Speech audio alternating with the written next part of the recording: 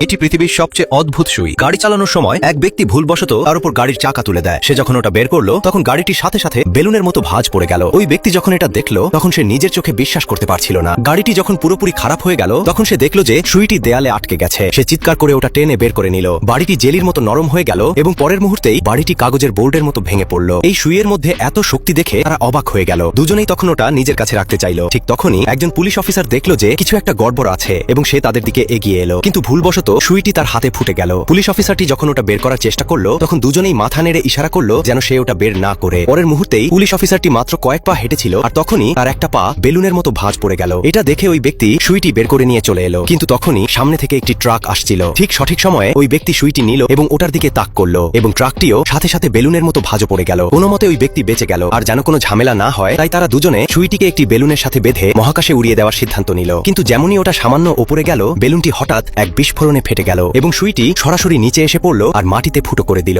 ওই ব্যক্তি দ্রুত সুইটি বের করলো এবং তারা দৌড়াতে লাগলো, কিন্তু পেছন থেকে আসা এক বিকট শব্দ শুনে তারা থমকে দাঁড়ালো এবং পেছনে ঘুরে দেখলো যে পুরো মাটি দ্রুত ধসে যাচ্ছে। 100 মিটার উঁচু উঁচু বিল্ডিংগুলো ধীরে ধীরে নরম হয়ে যাচ্ছে। পার্ট 2 দেখতে কমেন্ট করুন।